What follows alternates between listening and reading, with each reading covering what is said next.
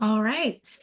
Good afternoon, everyone, and welcome to the Gerety Awards Jury Insights panel, featuring three jurors from the U.S. who will be taking us inside the jury room of this year's Gerety Awards for a look at some of the entries, as well as some of the trends this year that they found most exciting.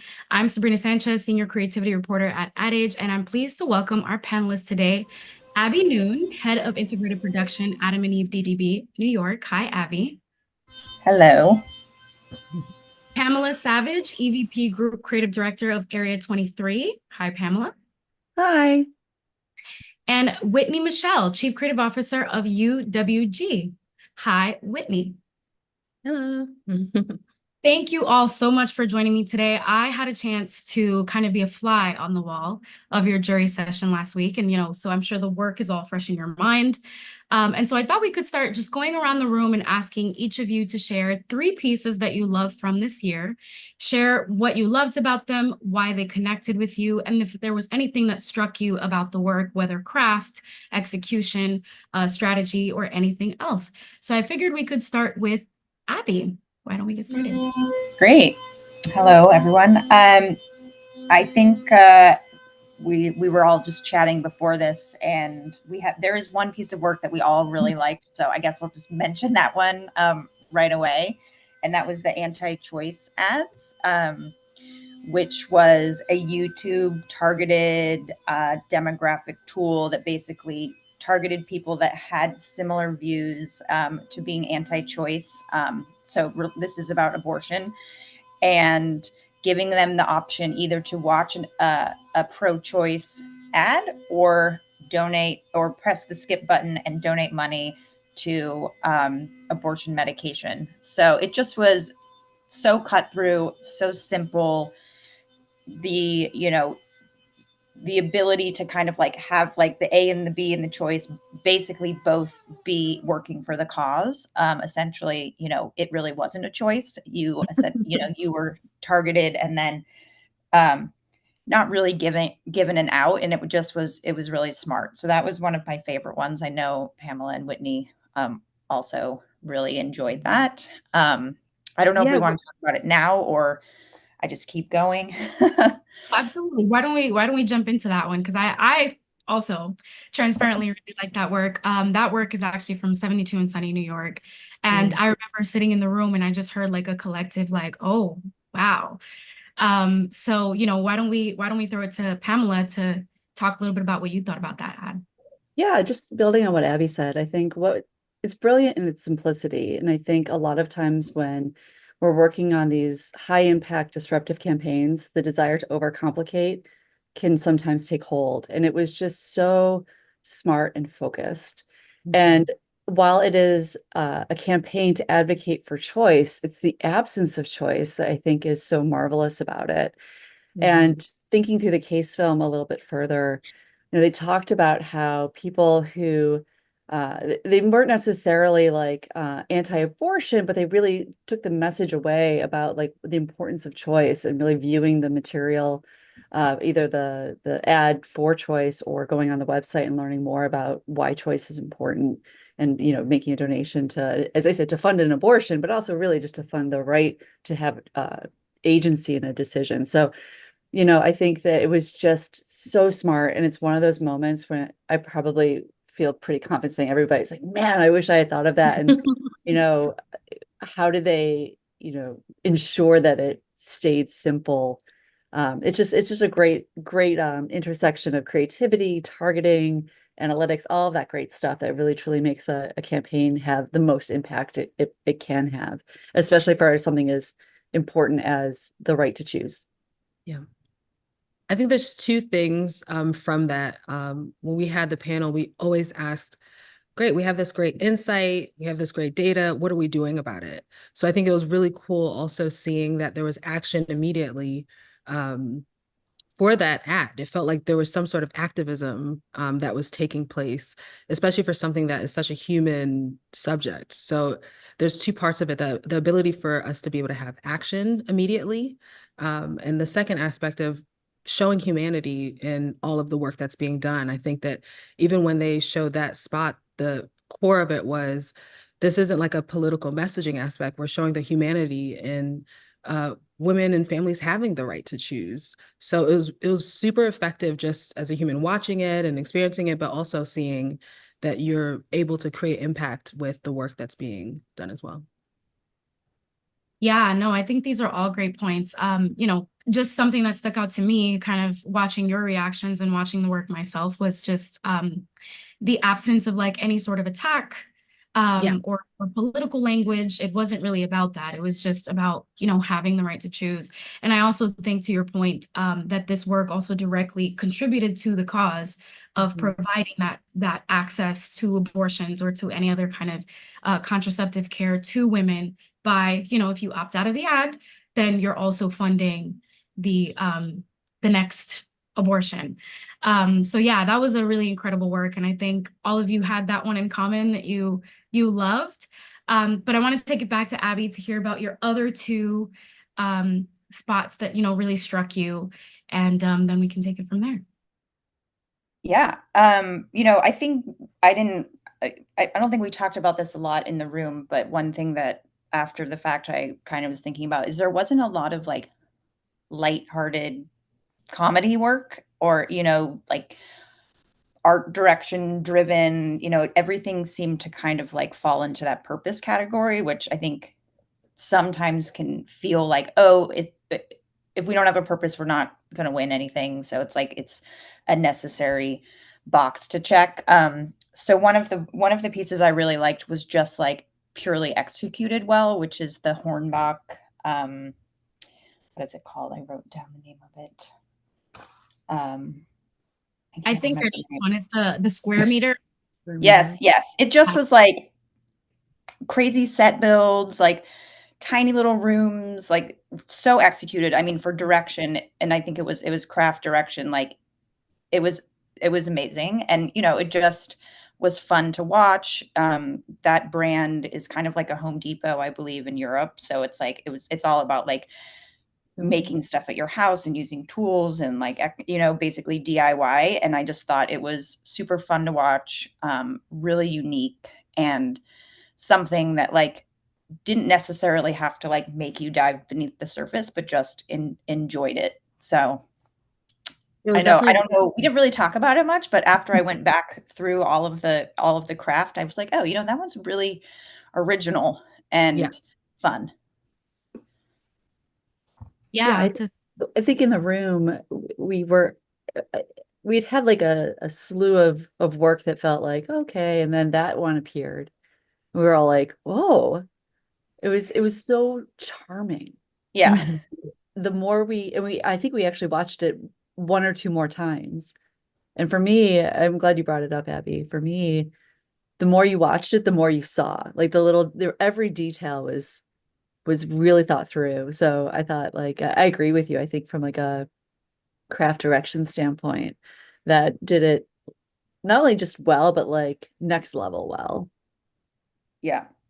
I've also seen a bunch of work for that brand in the past, and it felt very on brand for them. I don't know how to describe it. It's like kind of quirky, a little bit out there, but like that it falls in line with kind of the brand ID, I think is also, really well executed. Yeah, when you Um, mentioned it being original, it felt like it leaned into human imagination as well. Like it yeah, was, yeah, which was really, really cool to see. A lot of the work didn't have that to what you mentioned. I think even when you mentioned purpose, I think post 2020, we've wanted to not feel like things are ads. We've wanted to feel more connection. It's like we're demanding more as consumers, not even as marketers, like we're demanding more from advertising and brands. So it was cool to be able to see them flip that and bring humanity in a way that was really light and inspiring, especially as a creative from a craft perspective. yeah.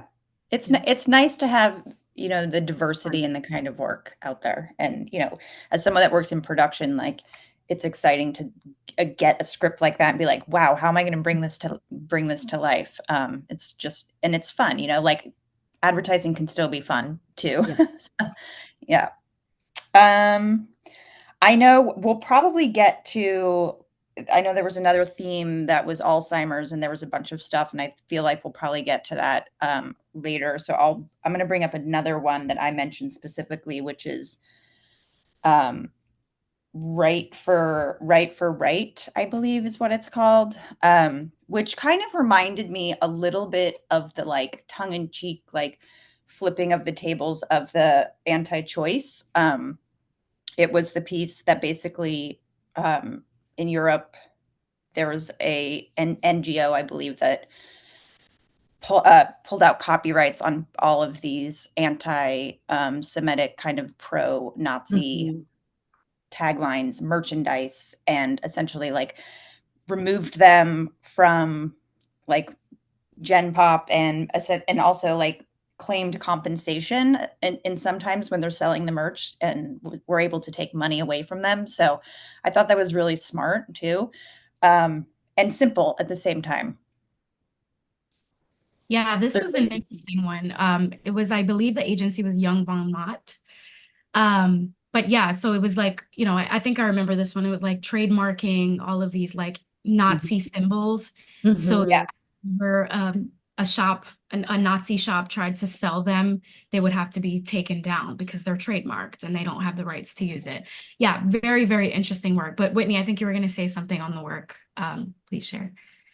Oh no, it was just super cool, similar to what we saw with the anti-choice ad. It feels like action is being taken and it's some sort of activism and it feels very light. It doesn't feel very preachy. It feels like it's taking something and just flipping it on its head. So that was also a cool one to watch. Yeah, I think I always appreciate non-traditional channels. And Mhm. I think, using trademarks as your Mhm. channel is for advertising and for action is a really like powerful choice and unexpected and almost inarguable, right? Like it is, I own the trademark, you gotta take it down, I can get my message out or get compensation. It's just Yeah, a how nice powerful. loop. Yeah. I really appreciate the inherent creativity of just being like, hey, why don't we just take out the trademark rights on these things and help shut them down?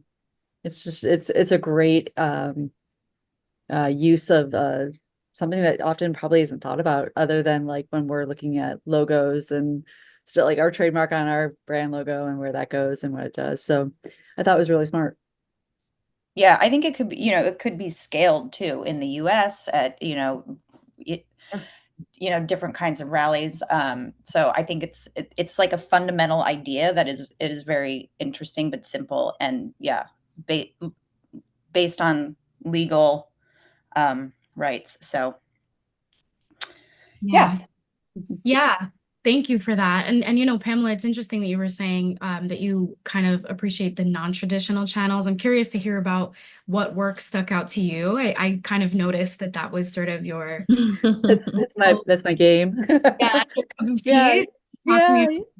So I actually like in addition to the anti-choice ads, the two pieces I like, one's quite a traditional channel, and then the other one is using AI. And I think we're gonna probably get into this a little bit later about the use of AI, and that's certainly something that is of the moment, of much discussion, and we saw a lot of AI in pieces. And for a lot of what we saw, the AI didn't really serve a purpose. It was, translating prompts into visuals and not necessarily driving action. But the one piece that struck me was this AI farming for Intel. Mm. And like I have a healthy skepticism about how we're going to integrate data and make it relevant. But in looking at the piece and then having the opportunity to speak with someone from Dentsu about it afterwards, after all the voting had completed, it was really interesting because it's a great advertisement for Intel and the power that they have in their data management and what they can do with it in engineering. But it's being used purposefully to help reduce food waste, to help farmers know when to pollinate, when to pick, all of Mhm. these things. And the power of that data is massive. And I Mhm. think like, the potential in that as an innovation is huge because food waste is certainly a huge, a massive problem around the world. In the US, it's atrocious.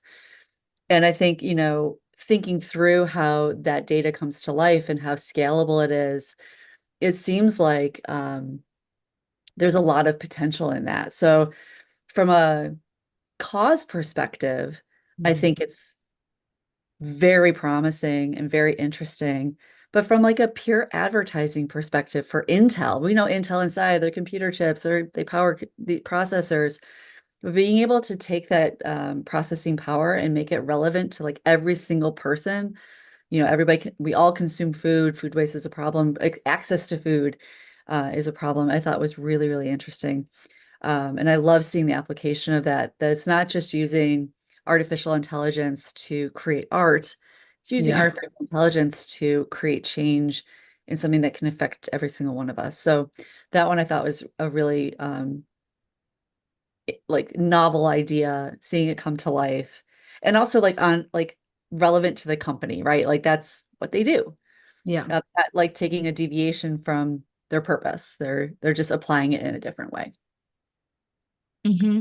Yeah, this was an interesting work. If I remember this correctly, it's that they're using AI and connecting to sort of like sensors, right, in these greenhouses to determine like the level of light for the crops that they have, and then adjusting the temperature based on that data. And it kind of just simplifies data collection using AI. Yeah, very, very fascinating piece. I'm curious whether, Whitney or Abby, if you have any thoughts on that one.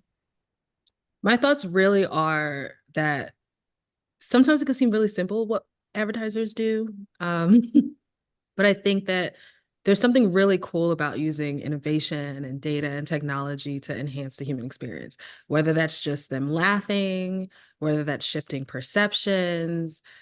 There's something really powerful about that. So but that along, there were several others that used a lot of data and technology to make some shifts. Some of them hit the mark more than others because I felt like they lean more on the technology aspect. I think we saw that a lot with the AI use, where it just didn't feel like it connected really to impact. It was just using technology and innovation for the sake of just using it. But there's something really cool about the ability for us to create pieces of work that spreads the efforts of these brands and can shift something in the experiences that we're all having. Yeah, the only thing I would add is I'm excited to see it expand and push beyond just this one farm. And I don't know how many farms they have, but if this is actually scalable at an efficiency that's amazing for the future of farming, and it can be used across industries as well. So it's exciting. Yeah. Yeah. So let's continue with some of the other campaigns that stuck out to you all. So going to like traditional pure advertising, one piece that I really connected with was BMW's Father and Son. And I think that up until this point, it was for craft.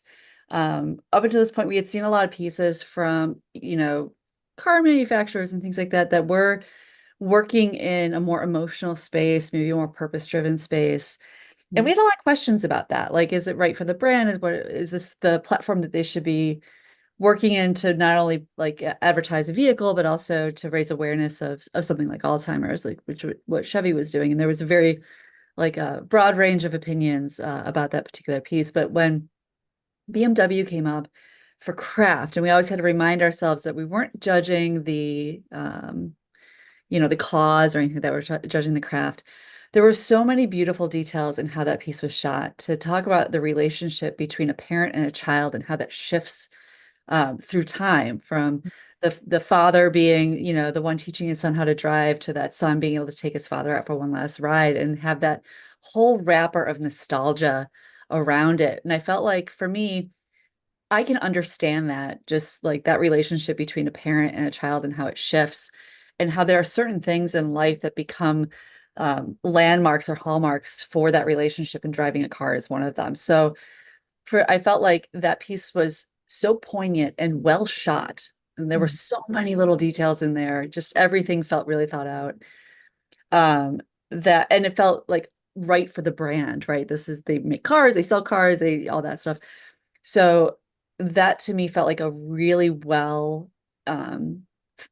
placed piece of emotion which was Mhm. just trying, and you would probably sell me on that car Mhm. because I know that feeling. I can remember my dad teaching, my mom teaching me how to drive in a Chevy actually. But I just thought it was really, really nicely done. Has stuck with me. I think that's a measure of success for me is like, have I thought about it after I stopped seeing it? And I have thought about, did I tell someone about it? Like I wanted to go home and tell people about it or tell my colleagues about it because I felt it was just beautifully, beautifully shot and just great narrative storytelling. In very traditional style advertising. It is a car commercial, long Yeah. form. Yeah, actually, one of the things that really like captivated me about that spot was that it also kind of just beautifully illustrates this insight of like, elderly folks that drive their entire lives. It can feel like a loss when they have to give up a license. Mhm. And I think they really, really captured that in a way that like, I haven't seen those stories being told because it's sort of like the forgotten narrative. But yeah, that's a great example. Thank you for sharing that one. And so I want to talk to Whitney about Whitney's favorite spots as well. Okay. Some works that stuck out to you. Yeah, and to echo what Pamela said when it came to your measure of success, I think that collectively in the room, what we wanted to see is did we feel something? Did it feel authentic? So I think a lot of the pieces that we chose and we gravitated towards were the ones that felt the most real and authentic, and it didn't feel like we were, like the brand was using a cause in order to gain some sort of support. With that said, my first was the 16th century life expectancy with the UK Black Pride. Um, it was jarring to hear that Black trans women have a life expectancy of just 35. So it's saying, how do they pull that insight and create a story that you feel something with? And I remember at that moment, thinking, am I getting emotional? Like, am I ready to cry from this, and looking over to my left and seeing tears in someone else's eyes. And I think that that's a testament to how they told a story. Yes, there's so many facts and people are hurting all over the world, but it's how do you take that sort of data and that insight and create something that moves someone who's a continent away, who may not have the same struggles, but from a human level, um, we can understand each other. Like you can sense seeing pain in another person. So that was my top favorite. Also because it felt really creative too. As a creative person, I loved it. Yeah, that was an interesting work because I think it was building off of like the 35 statistic. It was like in Brazil, I believe that specific continent was like the average lifespan of a trans person. But then like that's not true everywhere, right? Mm-hmm. And so like how can you kind of like uplift people and show them like, that there could be more to life than just 35. Yeah, very, very interesting piece of work. Were there any Yeah. other? And they took those portraits and made them beautiful. It felt like They're a regal, Right. empowering. right? Yeah, it was Yeah. empowering. The second one that comes to mind is the Olay Stem the Gap for craft purposes. Gorgeous. Like I'm definitely not in mathematics or anything from the STEM world, but it was super, again, very powerful in the sense that I felt like I saw myself in that story. Um, just again, how do you connect to humans? How do you use that data and that insight and create something that's moving and it's also educating us. I think that a majority of what we spoke to with the other pieces, we all learned something from it, which is again another measure of, I would say, success. And I don't know if I'm spinning through them too quickly. If anyone wants to comment Oh, I on this. just wanted to comment about the AI for Mm. Olay. Yeah. I think like advertising has traditionally been like a male dominated field. I came from science, which is a male dominated field, and you don't have a Mhm. lot of outlets to really hear female perspectives. And I think that that was really beautiful on how they did that when it opens up like I've been here before, and you were like, oh wow, and they walk you through time of hearing these things. And there are also really great notes and just in copycraft too, and what they were in the voiceover stuff too, which I thought was really nice because sometimes when we're thinking about advertising, it's a lot of the visual medium, and I think the storytelling in that one was really great too. So that one stuck with me a bit post judging as well, just thinking more deeply about it. Yeah, Yeah. especially being in a room with all women too. to see like here's strides. There's parallels, granted not saving a life, but here are parallels between the women that they're speaking of and the women in the room. So that was really cool. Yeah, well, that's actually a great segue because I did want to talk about that. Like we know that Garrity is not just about honoring female targeted work, but it is an all-female jury. And so I'm curious, what generally your thoughts were about judging on an all-female jury. What was that experience like? And what was sort of the focus of some of the work? If you felt like it was very targeted towards you, or if you saw sort of a greater diversity of work. Why don't we start with Abby? Yeah, I think that's an interesting question because, knowing, when you're in award season and you're putting submissions together with your agency and like the different awards, I think people do know that it is an all-female jury. And I would imagine that it is, the kinds of submissions that we get are a little bit influenced by that piece of information.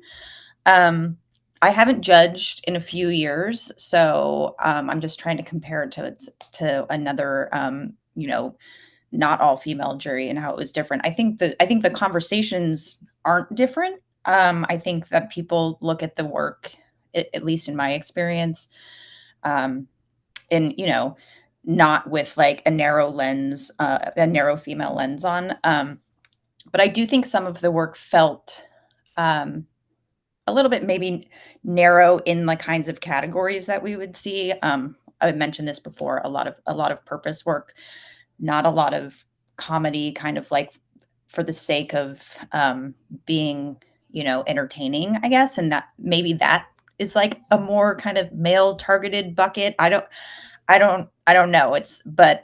I definitely felt that the entries might have been narrow based off of the definition of the awards. Yeah. Anyone else have thoughts on that one about, what kind of work you saw, and if there was anything else that maybe you would have liked to see more of, to Abby's point, anything that was lacking? Yeah, I always want to see more comedy, but I think the shows that I typically judge, since I come from pharma and health and wellness, a lot of the work I see is really purpose platform driven. We see tons of that in this pharma space a lot of times because that gives us a broader platform to speak from that's not as regulated as a product based type of advertising where we have a lot of FDA rules and things like that, which I could probably spend another 45 minutes talking about, but I won't. I think that it was refreshing to see things like ads for watches, for cars, for liquor, toilet paper, home improvement. But I agree, there wasn't a ton of humor. And I wonder if that is because of the nature of the jury or if it's just the nature of advertising right now. So I feel like as we went through COVID, there was a lot of purpose driven, very emotional, connecting to people on a human level. And we might still be in kind of the prologue of that in advertising and moving maybe more hopefully towards more lighthearted or even just different tones in advertising. There were 100% pieces that were submitted that were clearly submitted because they knew it was an all female jury, and I think those pieces weren't successful. Like they felt like, oh, we're going to use kids. We smelled And because it's a bunch of women, and it'll definitely do well because there's children in it. That one didn't do so great. I think the ones, if you can gather from what we responded to, were telling either authentic stories, they felt on brand, they felt interesting, and it had nothing to do with whether it was like quote unquote a female product or initiative. It was just work that felt well done, disruptive. I think even anti-choice ads had probably would be you'd see the same response regardless of the gender of the jury, just because it was smart and done well. Yeah. Yeah. Whitney, what are your thoughts on that one? Well, I think that there were a lot, I agree with both of you, but I do think there was a lot of diversity in the sort of women and the sort of stories that we're seeing. Like, I feel like I saw completely different perspectives in different countries. And so although a lot of it did have that same, to what you guys mentioned, it felt like it was like they were submitted targeting us as an all-female jury, there was a lot of diversity in the work, which I was really excited to see. I feel like we discussed a lot of topics, whether there was the queer community, whether it was those with disabilities, whether it was those who, it was very diverse in that way. So it was really cool to be able to see that sort of reflection in advertising that hasn't been here for that long. Mm-hmm. Yeah, and staying on that about themes for a little bit, Abby mentioned earlier that there was a lot of like Alzheimer's work. We've talked about that there was a lot of purpose work, and then there was also some usage of AI, which you guys mentioned didn't always hit the mark. I'm curious just how you all felt quickly about the balance between purpose work, AI, some of those like other medical themes which seem to come up a lot, based on what I sat in on as well. How did you feel about, the balance there, if there was a balance? And again, like if there was anything that you felt there could have been more of. I think I'll just go quickly because I know we're running short on time. I think there was a thread of purpose work in most of the work, regardless if it had like a specific NGO or charity or anything tied to it. Like I would say the Chevy Alzheimer's spot is an example of that. Even the BMW spot that we talked about, it has a little bit of that kind of thread in it. So to me, it seems like there's a perspective that if you don't have some of that, then you're already kind of falling to the bottom of the list. And that was across the board, I think. I mean, there were probably a few things here and there that were just like pure fun and craft, but I would say most of them had something that they were trying to push. I think for me, because a lot of it I think has to do with the categories in which we were judging as well, right? So one of them was innovation, and I think that's where we're going to see purpose and things like AI intersect. And I think for me, I love seeing advertising uh, try to elevate a cause or try to help solve something, which is, in service of the brand, like Intel was doing. Like, if we can make an impact on food waste using technology and maybe also help support Intel, who's a bringer of this technology, that's really great. I think, you know, I don't know if there's something I wish I had seen more of. I think taking initiatives or acts to help underserved or unseen populations. We saw a lot of work for blind and low vision folks.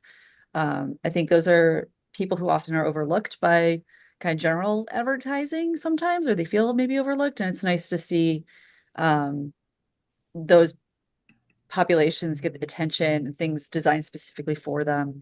I don't think that trend is going to stop. I think that we're going to continue to see advertisers and products and consumers want to use the power of advertising to change something or create something for an underserved population. I echo everything Pamela just said. No, truly, I think that we're demanding more from advertising. We're demanding more from brands. Yeah. And it's up to brands and for us as advertisers to show up for it in a way that's real.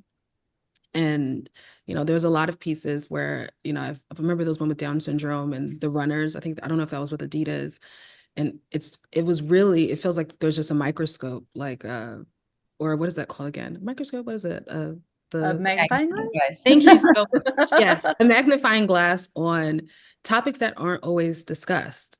And it's I feel like when we see other people feel seen, it makes us feel seen by default, even if it's not the same struggle. So I don't think there's anything necessarily that I would have loved to have seen more of, but just diving into things feeling a little bit more authentic. The effort is there, but it's just like, how do we make it feel more authentic to the people that we're speaking about and speaking to? I will put one more note in of something that was not cause driven, but felt relevant and human and connected. And that was in the US agency reel that for one of the agencies we saw, the 7-Eleven Always Open campaign, which took advantage of a football player on the Cincinnati Bengals who's always open, and like overnight they were able to create this whole like a thing around him. He had the bling, he had like t-shirts for his walk-in. They did a whole online merchandise store. And like I thought like if you I love the of the moment advertising. And I think we didn't see that. We saw a lot of things that probably took a long time to make. And that was really exciting to see the collaboration between like a client and the agency, and they hopped on it and they got it done. And that was really, yes, it's for 7-Eleven, but it was just of the moment and wonderful. It's something I think I always dream of being able to do. In my industry, it's a little harder, but it was really, really well done.